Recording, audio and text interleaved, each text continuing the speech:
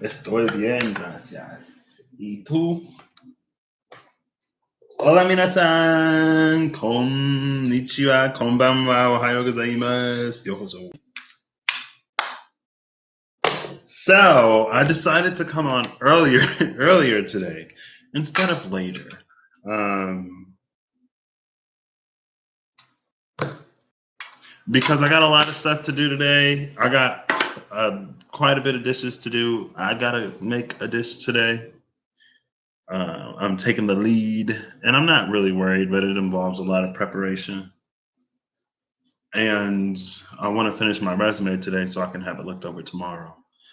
And last night, let's see. Yes. Okay.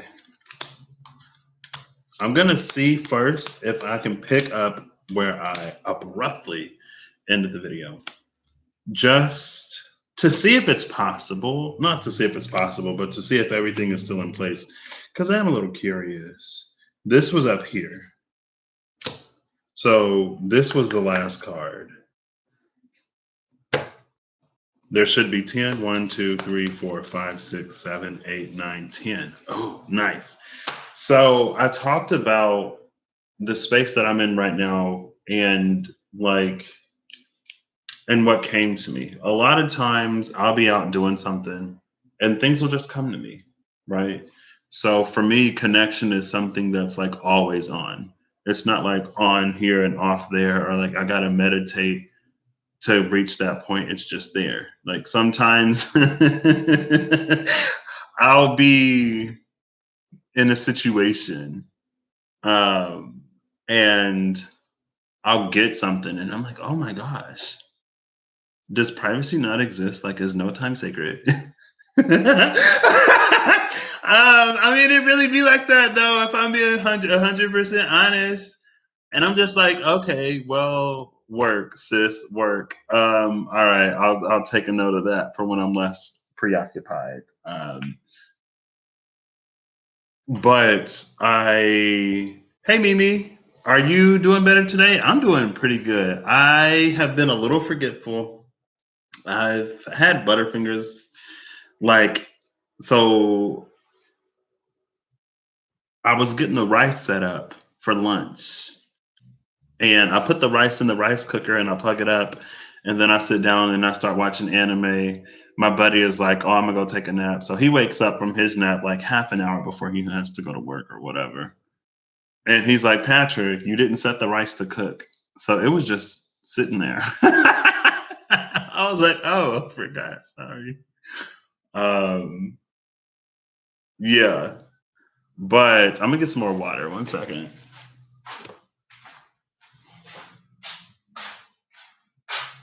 We got that rice number salad.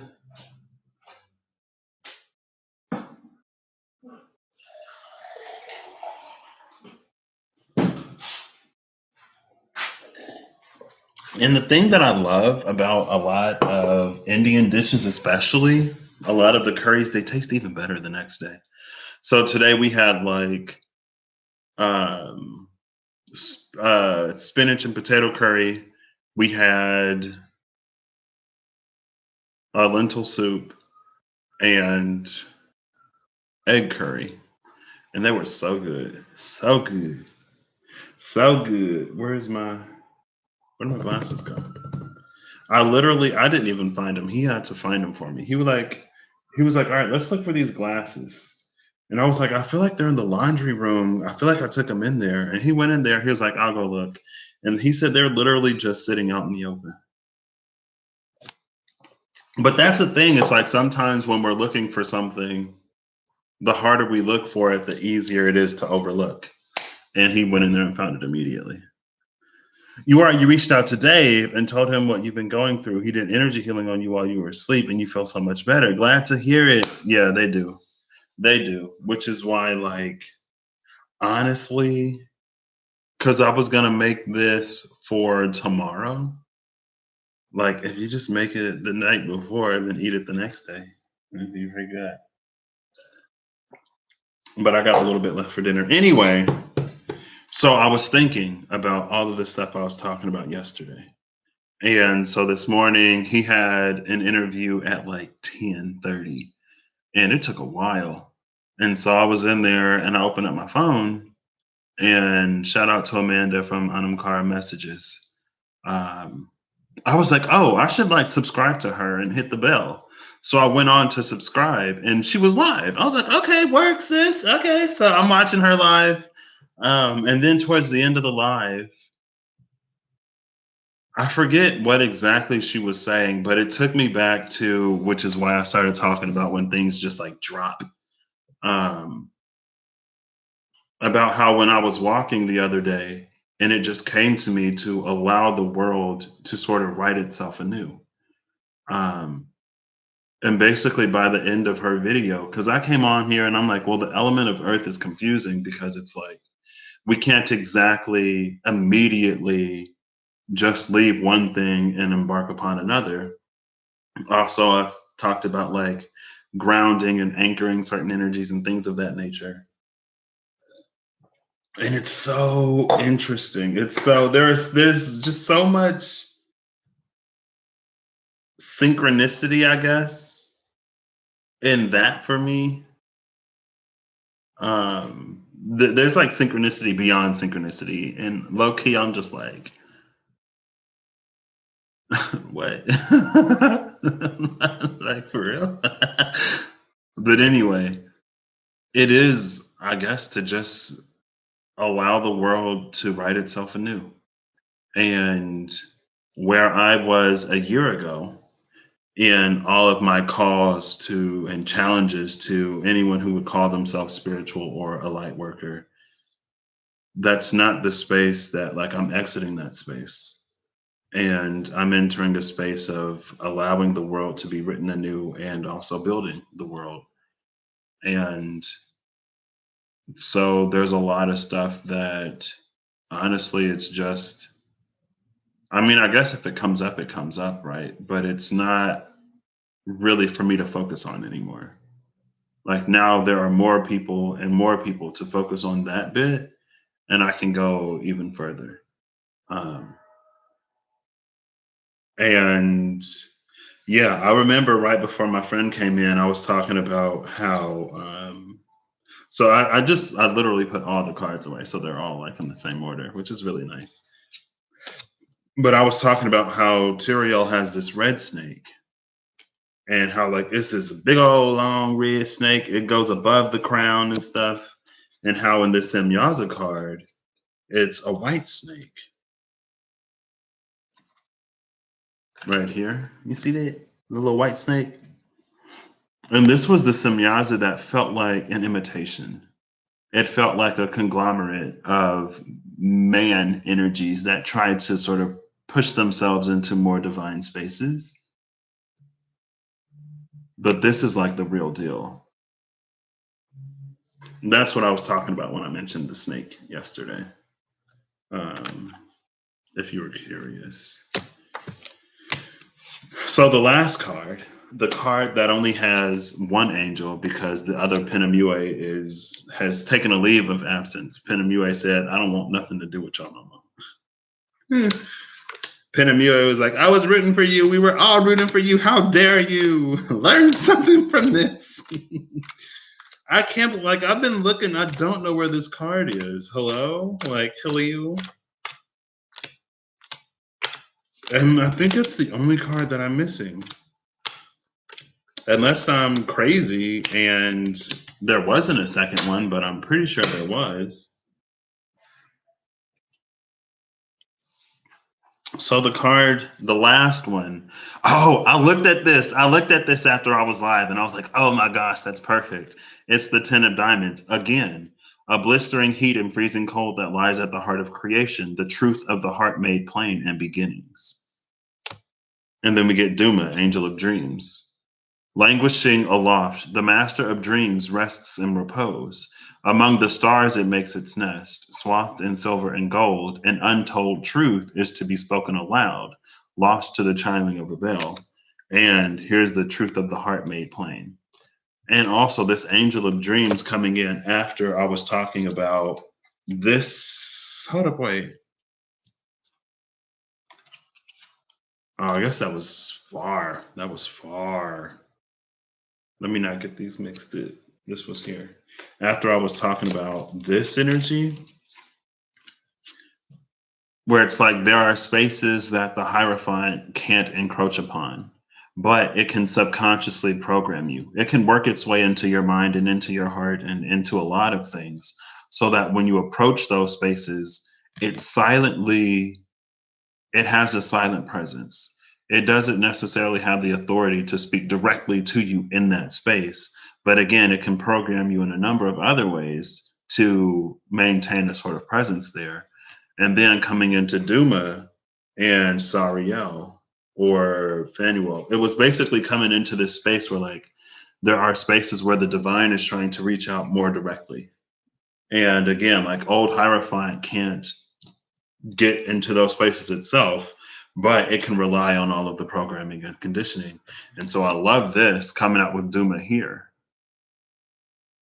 The master of dreams rests in repose among the stars that makes its nest swathed in silver and gold, an untold truth to be spoken, lost to the chiming of a bell. I feel like that untold truth to be spoken, it's almost coming in again in that dream space. But it's like when the alarm goes off or when you wake up, it's washed away, it's forgotten. But just because you don't consciously remember what's happening doesn't mean that it's not purifying the subconscious. Doesn't mean that it's not working in the ways that it needs to work. Because a lot of people are beginning to question a lot of things that they weren't questioning for a long time. And yeah, the world kind of sort of nosedived a little bit, but that in and of itself isn't necessarily enough to prompt the questions that we've been asking necessarily. Does it lead to it? Yeah, sure. And so I love that. And then again, this is Duma with the wet moon. Like, that's the wet, wet moon. That moon, wet, wet. Like, high priestess. Like, and she was the one, she was standing there. High priestess was standing there, and she wasn't cooperating with the Hierophant energies. I forget what the Hierophant was with, but it was like Hierophant is in this very sort of like domineering mood, and then all of the moons were dry, and high priestess was like, I'm not working with that. Like, that's not wet enough for me. Like, it doesn't have the capacity to hold or maintain what it is that I'm trying to impart. And maybe that's another part of this here, lost to the chiming of a bell.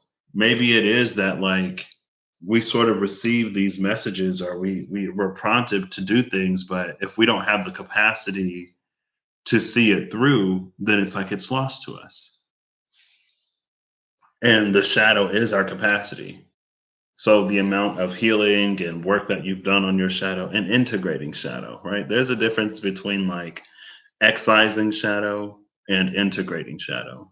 When you excise shadow, you basically effectively eliminate your ability to have any kind of capacity. The more you integrate, it increases your capacity. That's what feminine is. It's dark. Everything is born out of the dark. It's not yet manifest, I guess. And then, like, it's this card that we keep seeing: the blistering heat and freezing cold that lie at the heart of creation, the truth of the heart made plain in beginnings. Last night, I had another one of those dreams where it's like I'll be pulling cards, or it's like these cards, and it was laid out. And there was something that was repeated over and over and over. And I feel like it was an energy of like, it's like not, it wasn't not yet. It was something that's like not doing it right. And it reminds me of what I was briefly talking about before I like super abruptly shut it down. That like there's a difference between being unaligned and being misaligned. And sometimes when we realize that we've been misaligned instead of unaligned, it can go to, it's like it can serve us a lot more, right? It's like being unaligned is trying to assemble something to create an alignment. Being misaligned is like we're not dialed into the right channel, or the antenna needs to be like rotated slightly to get a clearer signal. And it feels like it's a lot of energy of misalignment.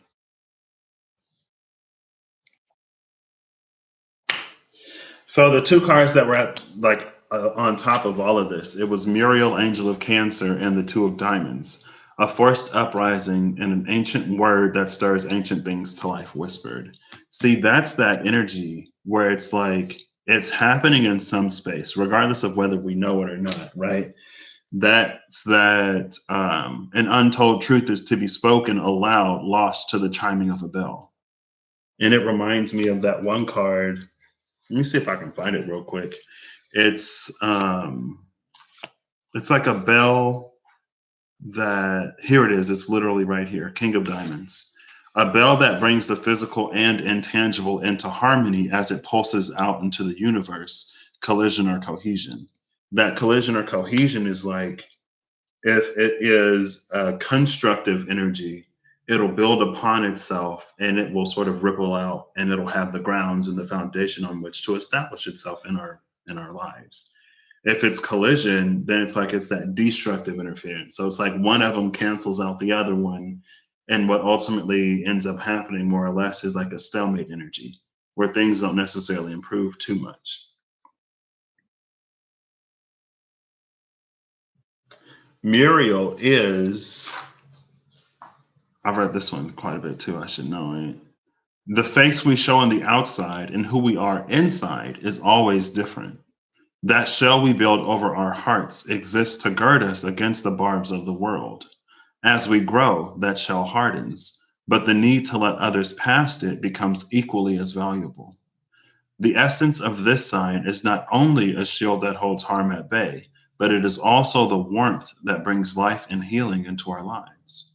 Muriel is the protector of our deepest truths and the caregiver of our innermost selves. And I love that because what was it? The truth of the heart made plain, right?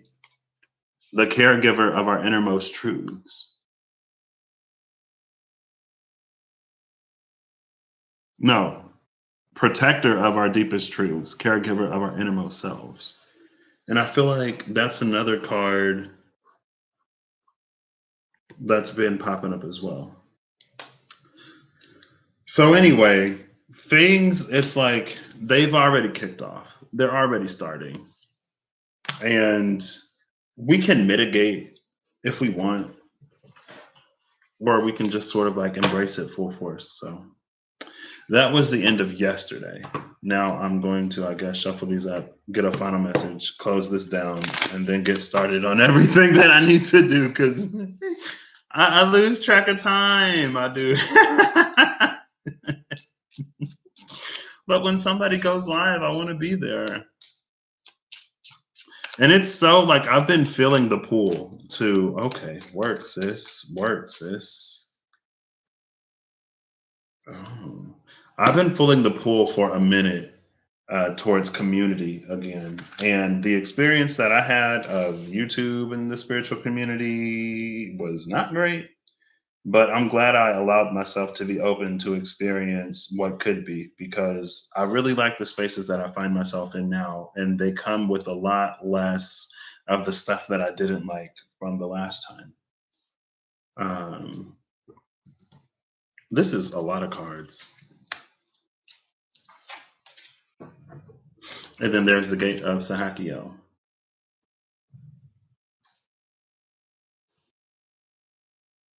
See, and I don't know if they're necessarily appearing as much, but it feels like the statues of men whose names the angels forgot would be close to this, close to the gate, as they try to encroach upon it.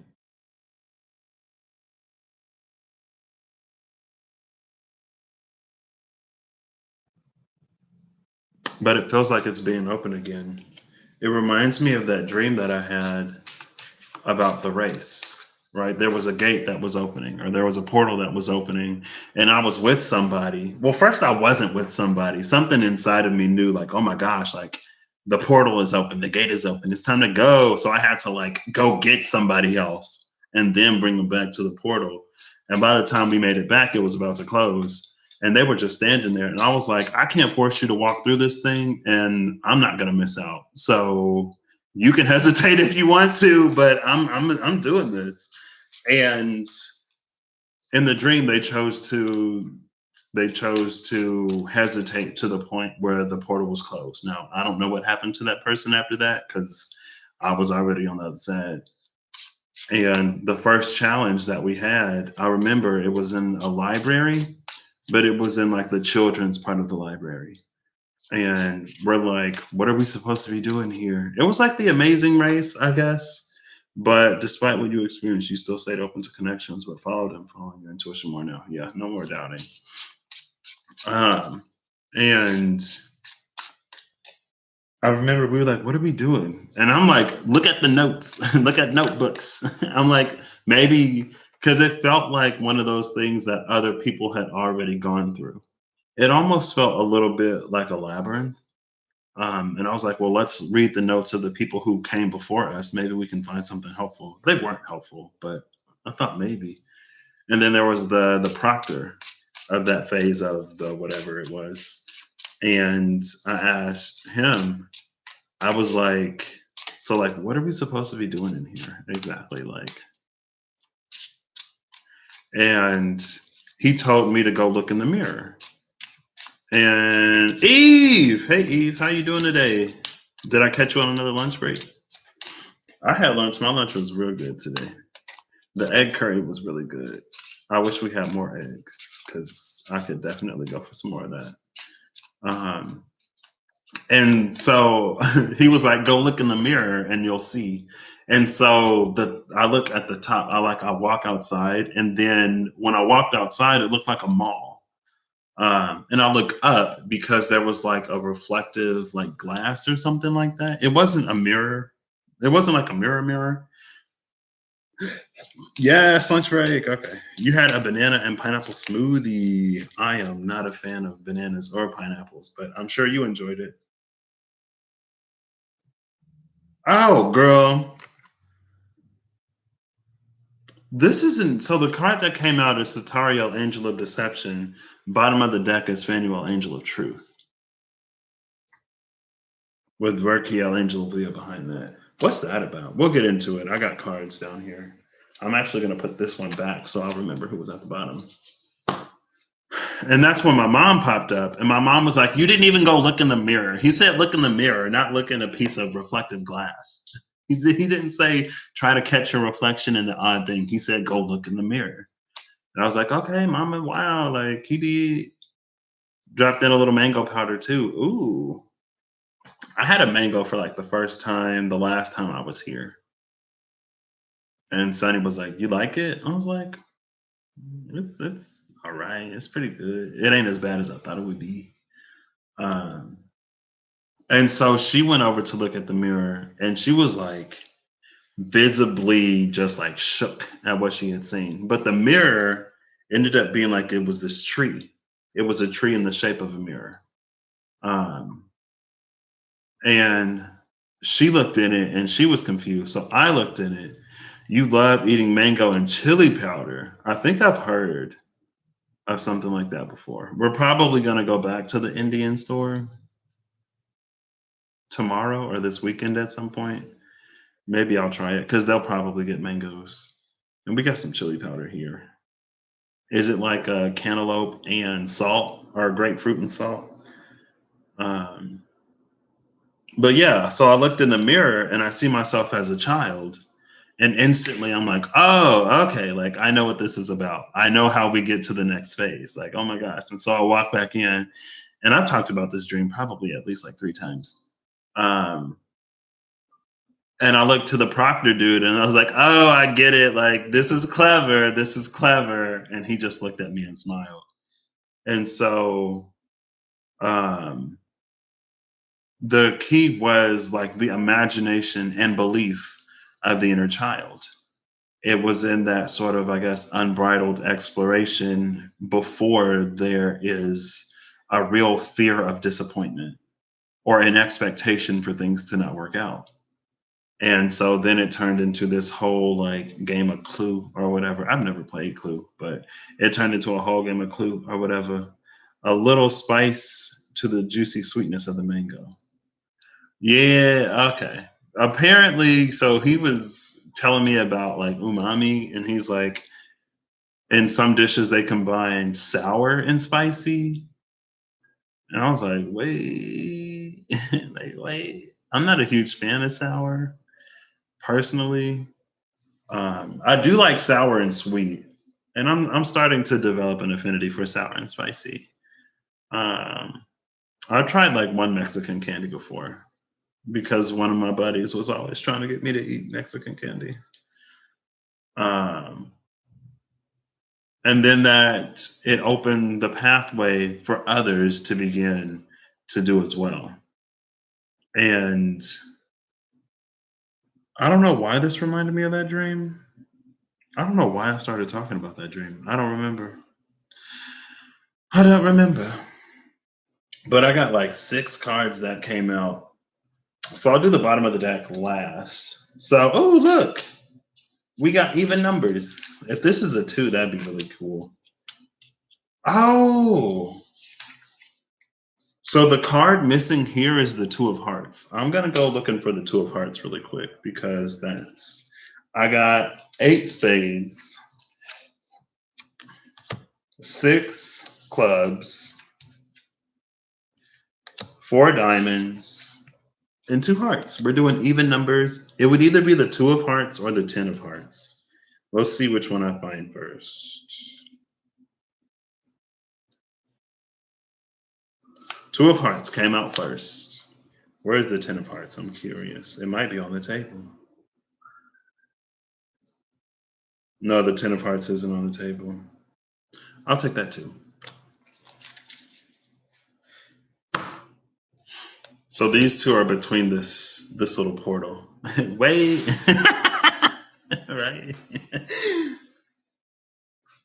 And so it'll go this way. So being between worlds. Oh, being between worlds and a stargate that leads to fantastic places.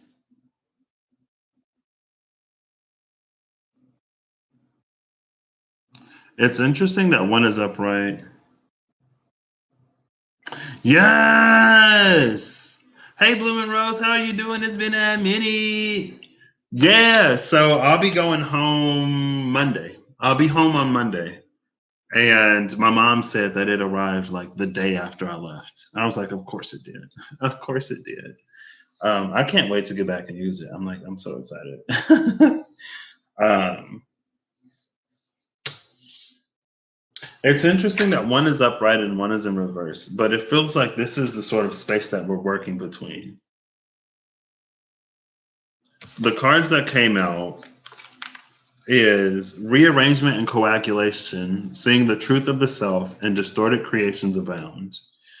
With both in reverse, a shift in the wind, a leaf caught in an eddy, the birth of a new language, dawn before the first day of a new world, and old earth passed away in a breathtaking sight. Both of these, it's an energy for new.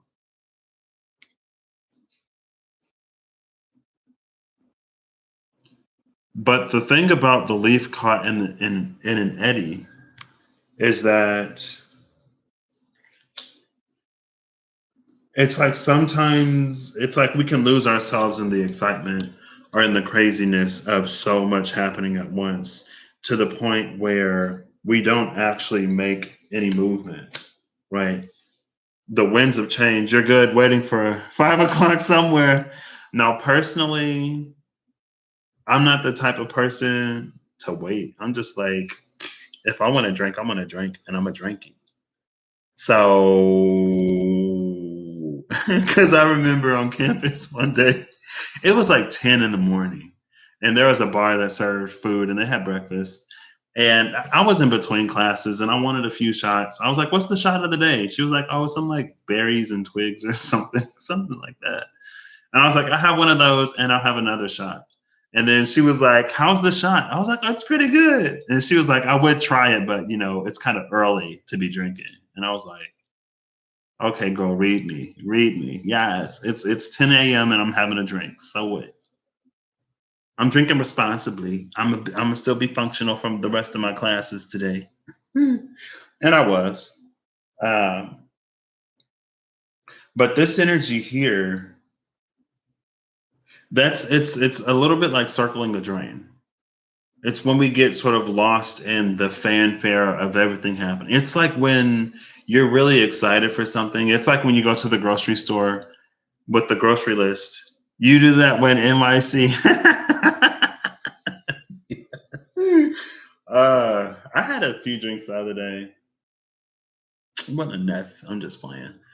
Um, it's like when you go into the store and you're really hungry and you end up buying everything except what you needed. That's this energy here. And I feel like that's why distorted creations are abounding right now. Because I feel like it's like there's a lot that's sort of opening up, but it's so easy to distract ourselves. And then again, this is coming in like being between worlds of vision, brought to life, choices that require foresight and communication. Emphasis on that choices that require foresight and this like correcting what has been misused and stabilizing timelines here. That's sort of like the portal or the gateway that these stand in between with this even energy. The card, this one, oh, it's the Four of Hearts, adaptive materialization, a murky mind or will and clouded vision. That murky mind or will and clouded vision, it's playing into again how easy it is to sort of be distracted by anything, everything, according to your human way of being. And they use it all, it's a song, and they use it all against you just to keep your eyes from seeing past the life you're living, past the moment you're in, past the pleasure of your sin or the cigarette that you're smoking. I don't know. It's how we sort of cope and distract ourselves in little ways when things get a lot, or when there's a lot of good stuff that's coming into our lives, and how we kind of sort of forget the things that we still need to do. Um, Amanda was talking about it. She was like, it's like when you're in the honeymoon phase of a relationship and you're spending all of your time with a person and you're neglecting everything, like all of your other responsibilities, but eventually you have to take care of the things that you weren't taking care of. And depending on each person in that relationship and their insecurities and stuff like that, you can see that as, oh my gosh, they're pulling away from me. Like maybe they don't like me anymore, or maybe it's this, or maybe they're cheating, or maybe it's that, and blah, blah, blah, blah, blah. Or maybe they're just going to take care of the things that they've been neglecting while they've been spending so much time with you. Maybe there are some things that you could be doing also. And then when everything is like cool, when things have calmed down, then we come back together and like, whatever.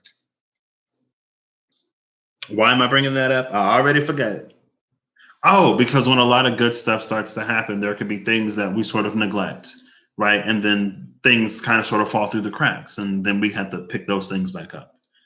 Um, we can be distracted in any number of ways. So then these last two, it's the Queen of Clubs upright and the Nine of Spades in reverse, bringing order to thought, proper delegation of tasks, and seeing the internal through the external, a swaying tower that is moments from toppling, clouded vision and burning lands in a powder keg. So we have that clouded vision energy again between the Nine of Spades and the Four of Hearts. What's interesting is the Four of Hearts can often be the energy of something that we're not taking on. It's something that we're not giving the attention that it deserves. A lot of times it's like a missed opportunity. It's the divine trying to present us with something, but we're too busy focused on whatever else that we don't see it for what it is in the moment. And the Nine of Swords can carry an energy of regret. And so now it's like we're in the space of regretting whatever it was that we weren't giving the time, energy, attention, and effort that it needed in then the moment that we needed to give to it, because distorted creations were abounding, right? It was so easy to get distracted with all kinds of things. Also, this could be like if you're on like your healing journey and all of a sudden you get a new job or you meet somebody new or this works out or that works out, and you invest all of your energy into the new thing to the point where you're neglecting the things that you were already doing to get you where you are. And then it's like, oh, like, you can't neglect it forever. So then something's going to happen. That's probably that swaying tower. That swaying tower is going to happen to get you to remember the things that you have to do. It's like focus. There's something that needs to be done. Now, with this clouded vision, though, it comes burning lands. And this is the Queen of Wands. Fire, right? So how would the Queen of Wands play into burning lands? Burning lands, it feels like a Queen of Pentacles energy. So it's like when the Queen of Wands overrides that Queen of Pentacles. And so it's an Empress that is very motivated, very driven to do a lot of stuff, but she doesn't nurture the things that she needs to nurture in a way to continue to get them to grow. And it's like even the things that she's passionate about in some ways can fall victim to her passion, either because she puts too much energy into it or because she's neglecting it for something else that's just caught her eye. And so there is a little bit of an energy of like an evaporating stability or a foundation that is losing its sturdiness, its stability. But maybe it's happening in a way that it's like we don't notice it until it's almost too late, right? Those responsibilities that pile up while we're spending time doing whatever it is that we're doing, like playing video games, watching anime. I don't know. The anime is on my laptop actually, but I'm live on my laptop now, so that's why you don't see the anime that would have been on the TV. Um, but then this Queen of Wands is coming through with that proper delegation of tasks. Proper delegation of tasks. It's also an energy of like there are things that we can't do. There are things that only other people can do. Things that only the divine can do. And we do what we can do and we let others do what they do best, right? There's this energy that it's like, you could do everything yourself, or the things that someone else does better, you can have them do, especially if they're willing and if they're able and available. And yeah, I already said willing to help you. If they already make it known, hey, if you need anything, just let me know. Let them know. Use them, not use them, but utilize the help that they're offering, because there are other things that you can be focusing on. There are other things that you can be prioritizing. This is an energy, it's taking a step back when you need to without feeling any guilt or shame or responsibility for things that you're not fully responsible for. And then seeing the internal through the external. This is interesting because the day with no mirrors came up. But this is also reminding me of that the vision beyond was no different than the vision within type of energy.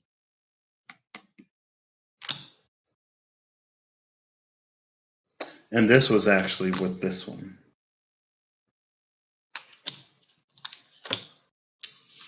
And so I think it's the order that we bring to thought and the delegation that keeps whatever this tower is from crumbling.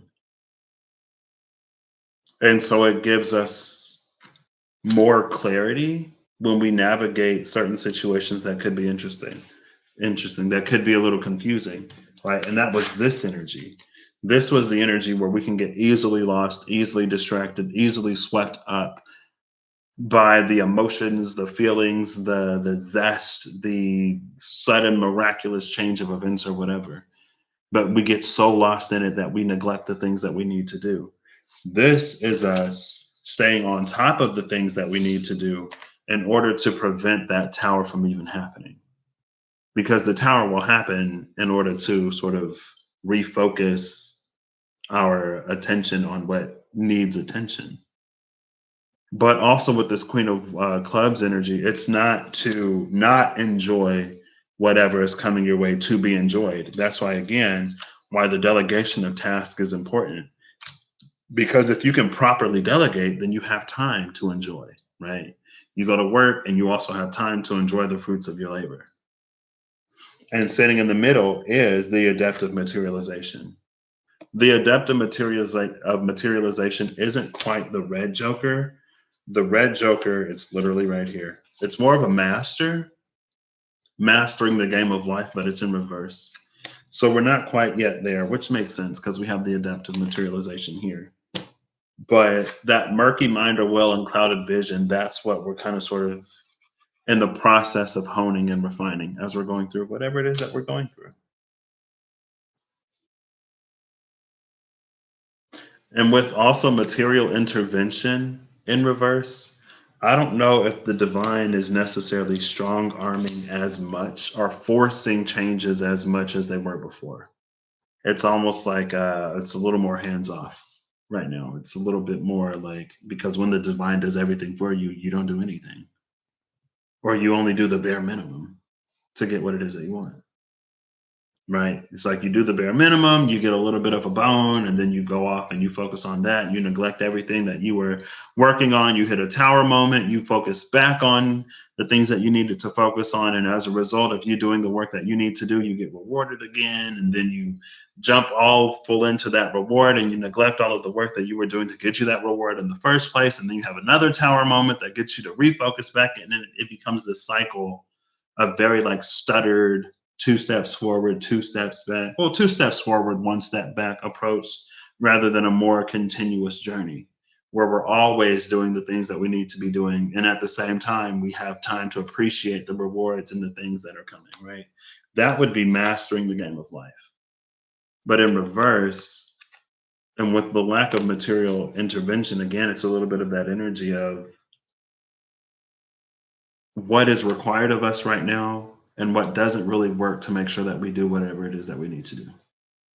It's a little bit of that, which goes back to that whole enabling thing, right? Bottom of the deck is the six of diamonds. A single blade cuts through the tempest, calming the winds in a dislodged hunk of cheese. 51, 14, 11, 5, 1, and 3. That single blade that cuts through the tempest, it's almost a little bit of an Ace of Swords energy, but the Ace of Swords energy is typically stationary. It's not really, it doesn't move. This is a blade in action. It's cutting through the air and calming the tempest. It's like there's this a warm front and a cool front that are mixing and causing a storm, but this blade can come through and separate them. And so now the cool front is free to flow and the warm front is free to flow without all of that mixing that causes the storm. And the dislodged hunk of cheese, where was the communication card? It was right here in the two of hearts. Choices that require foresight and communication.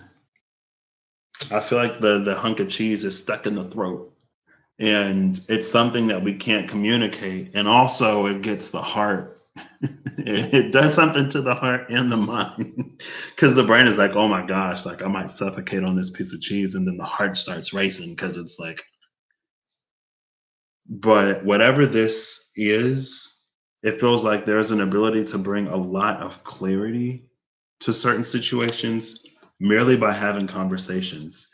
And this is probably saving my trip. Honestly, this is probably saving my trip right now because I've been here for a few weeks now. And, we just had that Scorpio full moon. Pluto is retrograde right now. And what I don't need is me having some unresolved stuff or my friend having some unresolved stuff to the point where we can't even enjoy our time together. And so communication is actually something that we've been doing a lot of lately. And it's very healthy. And honestly, it's like I find it very appealing. I find it very attractive, I guess, that we can have these. It's like it's energetically it like energetically turns me on that we can have these conversations about the things that we're feeling in a way that isn't accusatory of the other person to the point where we can talk about what needs to be talked about. We can honor and respect each other and it not lead to these fights or arguments that, again, it takes away from the time that we could be spending together. Um, and It's something that in this dynamic, I feel like from the very beginning, it's something that I've done a little bit more, probably because I was always the one that was more upset in the past. Um, but now to like receive the same, like, hey, like this is where I'm coming from, this is why I was upset, or like this is my thought process, this is how I operate. And so with you, it's like it's something that I'm still getting adjusted to. And like that's it. And I'm like, oh my gosh, well, thank you. Thank you for just having that conversation and for just speaking because it makes it so much easier to navigate. That's the single blade that cuts through the tempest, calming the winds. It's a storm that never happens. It's the tower that never falls because of whatever this attentiveness is, even in these spaces where it could be easy to get lost. So we have Satariel, angel of deception, and Phanuel, angel of truth. While Samyaza created the flax of truth, Sataria would spin it into thread and weave it into the very reality around him. He was entrancing. The patterns of his wings would flex and flow with his impersonations, making his performances irresistible to watch. When he was stabbed through the heart, no one had any idea what had really happened. His death was met with applause for its realism. And this most patient attendant will wait for your arrival. Phanuel has been here long before you arrived, attending or standing in the gateway to the throne. The gateway to the throne, maybe the gate of Sahakiel, potentially. You may not have seen it, you may not have heard it, but Phanuel waited there for you to wrap you in its warm cloak. Seek it and you shall find it. When you had a conversation like that with your mom, so healing and opened so many doors and closed others. Yeah, I love it. I've been having a lot of those conversations lately, or I've been having more and more of those conversations with people who I don't want to say people who matter. I mean, it is people who matter, but I feel like sometimes there are like we all live our own life in our own reality with our own minds and hearts and experiences. And sometimes there's something so small. And like, it's not to invalidate what any one person is feeling, but there's something that, in my mind, it's like if a relationship can be saved or made better in large part due to communication, then whatever it was relatively small. And you get to keep that relationship intact. Like there's no reason for this to turn into something that it isn't. But communication is important. And so whenever I lack in communication, I try to at least apologize, right? Because I go off in my own mind and in my own life, I'm finishing up a lot of things in my own life. I'm also looking into moving into my next phase of life.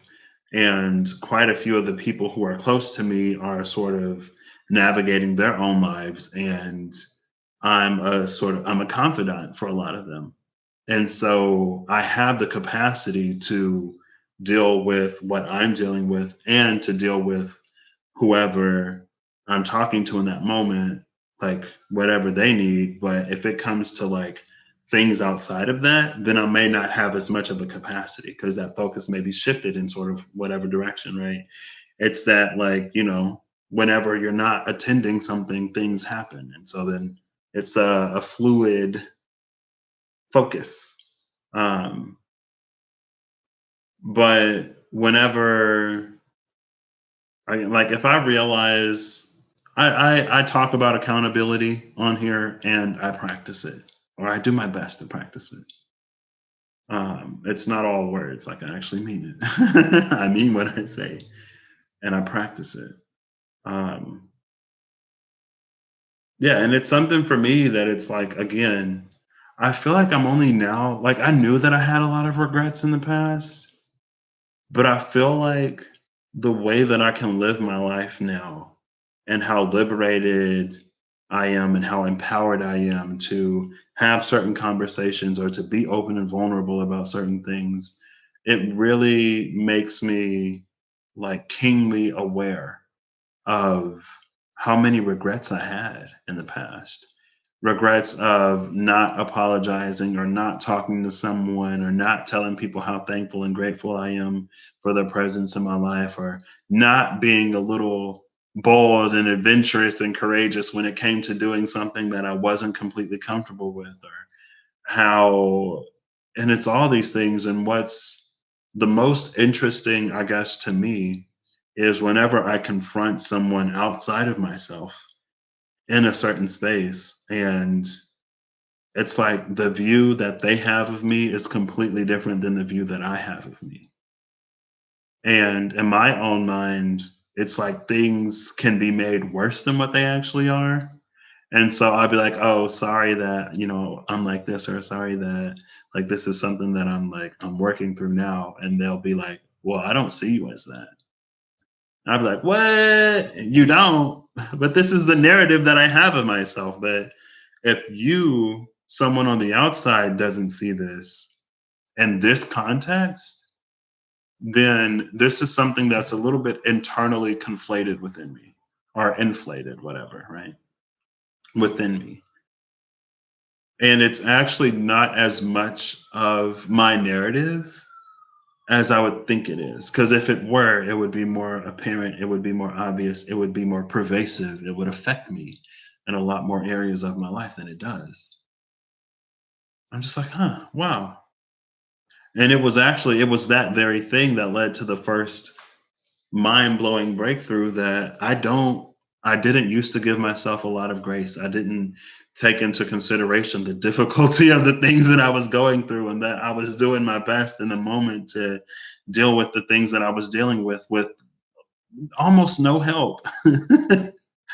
And then I'm still expecting so much out of myself, or I'm criticizing myself in some very subtle but still destructive ways about not operating at peak performance. And it's like, yeah, if everything was perfect, if I didn't have to worry about all of the things that I have to worry about, then of course I would be a lot further.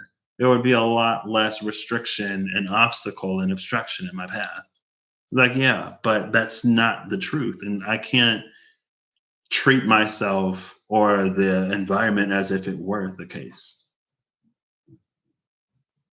And that led to a whole just like unraveling of so many things in my own life. I'm just like, what? I've been the biggest villain this whole time. And like I was already Scooby Doo exposed in so many different areas. But it's like we still pulling masks off of stuff and it's still me. Like what? That was all me. And that's something that I'm also learning. That's something that I've been learning probably intentionally or more consciously. I've been learning it in the past half year or so. I don't know how long. It's been months. But when there are things that are mine that I'm projecting in situations, and when there are things that are somebody else's that they're projecting in a situation, and at the end of the day, I'm not responsible for what anyone else is projecting, and no one else is responsible for what I'm projecting. And so if I need to sort of like take a step back and recalibrate and handle and deal with the things that I need to handle and deal with, then I do that. And if I'm realizing that someone else needs to take a step back and handle and deal with the things that they need to handle and deal with because they're projecting things onto me that aren't mine, that I don't want, or they're trying to cast me into this a role that I don't want to play, then I allow that space too. And after all is said and done, if we handle the things that we handle, we come back better, right? But what would always help that again is communication, right? And that's honestly, it's something that for the most part I'm good with. But there are still times when I lack and when I can communicate better. Um, and in those times, I apologize because an apology is warranted. I feel like, hey, like I need I'm recontextualizing, healing, working through something going on right now. It's not you, but if you get too close, I'm gonna project onto you, maybe. And it's not even that. It's just like this is something that I want to take care of because I'm done walking around projecting stuff and all that weird stuff. Like I'm not about it. Um, but yeah, it's all a learning experience. We get better and better every day. Final card, 6 of diamonds again. Bottom of the deck is the 9 of spades again. Here's the swaying tower, clouded vision, burning lands, a powder keg, the single blade that cuts through the tempest, calming the winds.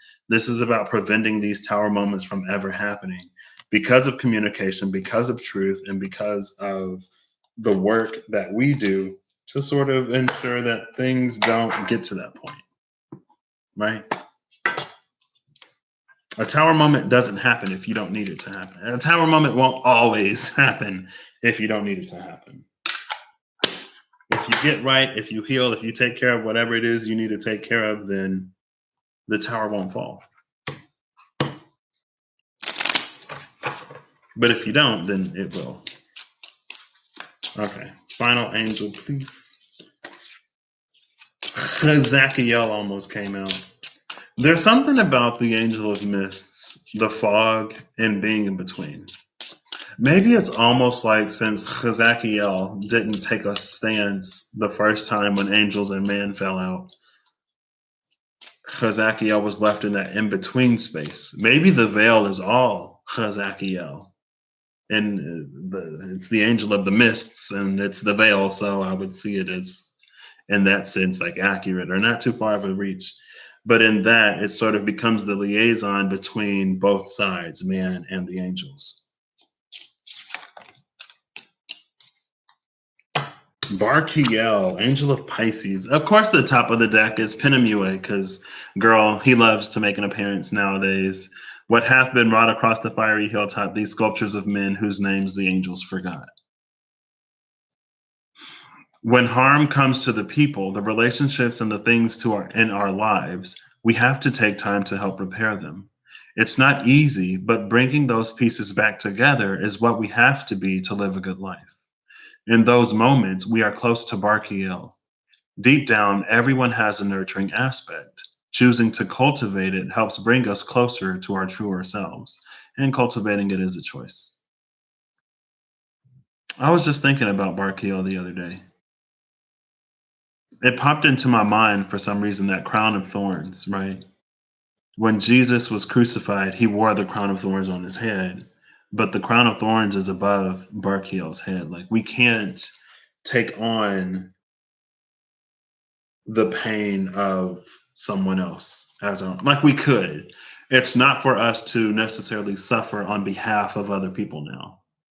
Because again, like Jesus did that, a whole bunch of people in a whole bunch of systems tried to do that whole suffering on behalf of other people thing. And how well did it work for getting people to do stuff that they should be doing and to not do stuff that they shouldn't be doing? I don't know. Bottom of the deck is Satariel, Angel of Deception again. While Samyaza created the flax of truth, Satario would spin it into thread and weave it into the very reality around him.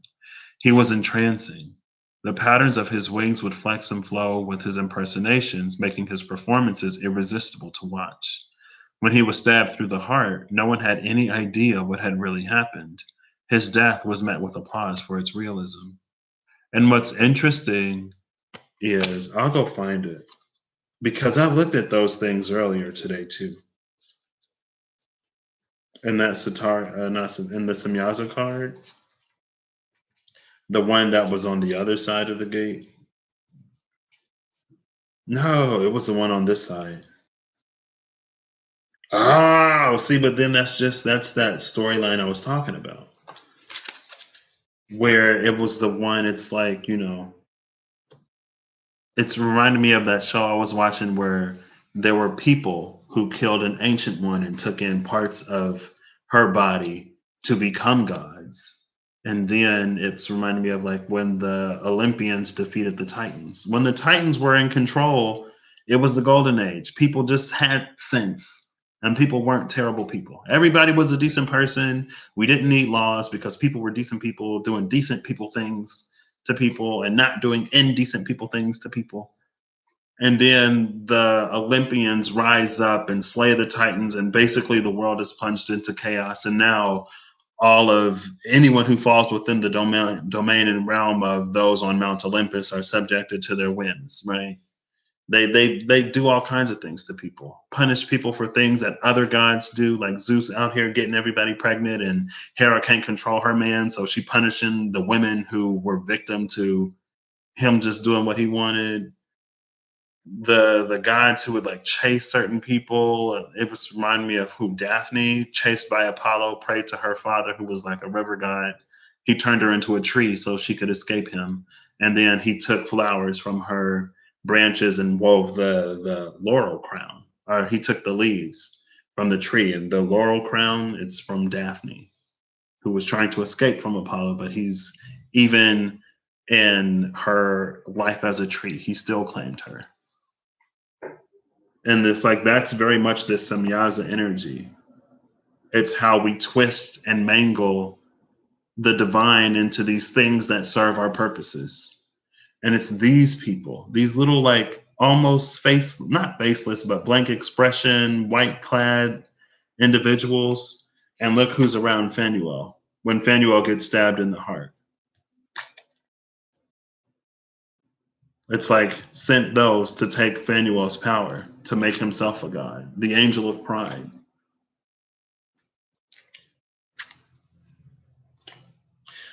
But besides that, because there's an energy here of the power of belief and of self-deception and illusion. And it's more the shadowy side of Pisces. It's not the shadowy side of Pisces. It's just a trait of Pisces to be dreamy, right? Now it can be a shadowy illusion, or it can be like a nightmare or a dream. It could be a daydream or a daymare, right?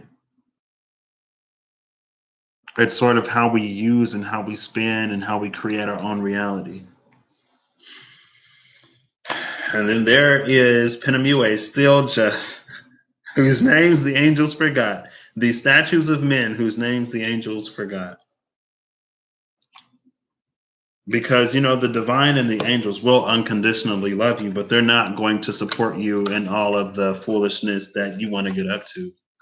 Like those things, those are your choice, and your choices come with consequences. And for those who would use their gifts and abilities to heal and to further and to make better and to repair and to bring new and to birth and to create, instead of to take advantage of, to control, to destroy, to steal, to manipulate.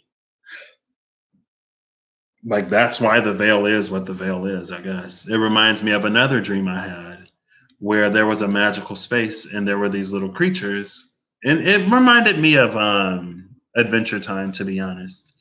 But there are these little creatures, and they're like, you got to get them out of this space. Like, this is our space. They came in and they're effing it up. And so I go and check out the space, and it's a space where what you think of immediately manifests. And the creatures or the beings that had been there for a while understood the power of that, and they had the discipline within self to create a functioning, working society. But whoever was in there, it's like they were creating all kinds of messed up stuff. It was so chaotic and disorganized. And I had that dream a while ago, so I don't fully remember everything. But from what I remember, I'm just like, well, they're here now. So I guess you just got to learn to live with them. Maybe you got to teach them how to do better so that they're not out here making your life miserable by the lack of control and restraint that they have. Because, like, what am I supposed to do? Kick them out? Like, I don't think I have that authority. But I do see that it's pretty messed up. I'm gonna go back to my place where I came from. This is your problem. But they just need to be taught. They need instruction, and hopefully they can get it together. I had that dream a while ago. I don't know. But anyway, I've essentially rambled on.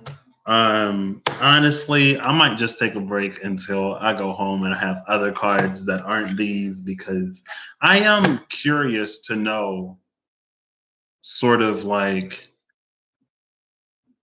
where this is sort of taking us, or me, us. I like us. Where this is taking us, or how it applies, or in what area could we use it? I mean, honestly, I feel like Turiel came out pretty strong yesterday, in the sense of like, once we've reconnected to the divine beyond what the Hierophant, old Hierophant, I keep saying old Hierophant, new Hierophant. For me, old Hierophant, it's the shadowy structures that will give some information, but that will hold so much more, that creates these structures of power and, upholds that power at whatever cost. And there are some Hierophants that do some really shady stuff, but um besides, like, new Hierophant is, it's an energy that's more aligned to teaching and to presenting things in a way for you to know yourself and to grow beyond. And there is some new Hierophant energy that's been here for a long time, or been here for a while. Not every Hierophant is old Hierophant, or not every Hierophant is that more shadowy Hierophant that will preach one thing but then do something completely different, or do things that violate what it is that they sort of preach in very egregious ways.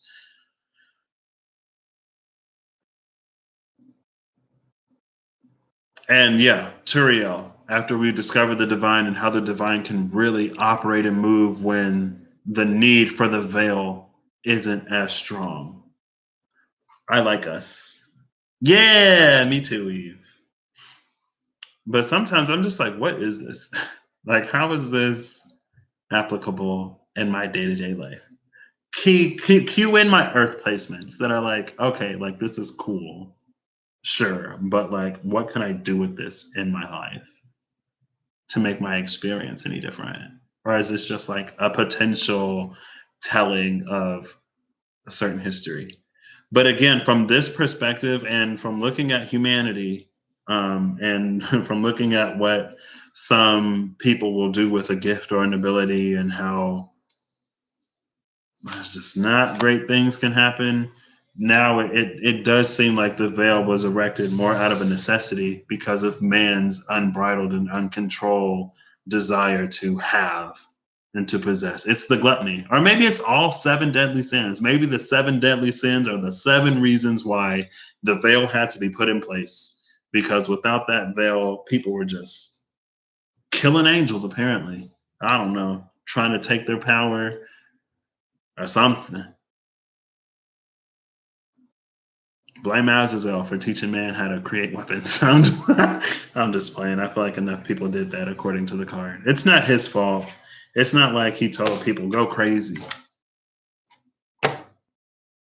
But yeah, we're in the space of allowing the world to change. So no problem. I'll catch y'all later. Thank y'all for stopping by. It was nice to see you all. I can't wait to get home and to get into that deck, Eve. I'm very excited. I knew, I had a feeling. I was like, I'm waiting for this. I'm waiting for this. I got a feeling like it'll come as soon as I leave. And it did, which is fine. Because if it would have come before I leave, then maybe I wouldn't have been in the position to uncover or to talk about whatever it is that I've been talking about fairly consistently. But also, I guess before I left, there was a little bit of a nod, or there was a little bit of a feeling like I want to take this deck because this is the one that I created, and this one because I love it, and it has some energies that I'm a fan of, I guess. And it was like I want to work a little bit more with my own energy. I want to dig a little bit more into it, and this is where I ended up. So maybe I should explore things more.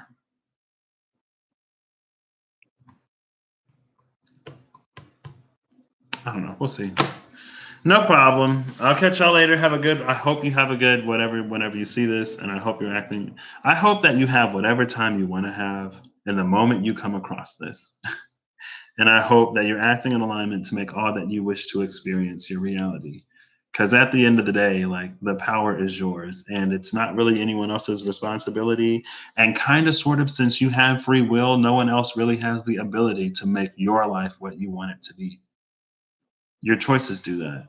And the consequences to your choices do that. Because consequences are important. Consequences, again, a lot of times we see consequence as bad, but I feel like it's really one of the biggest or greatest gifts that we have. It's because of consequence that you get rewarded for the work that you do, or that it's like consequence makes a lot of the universal laws work, right?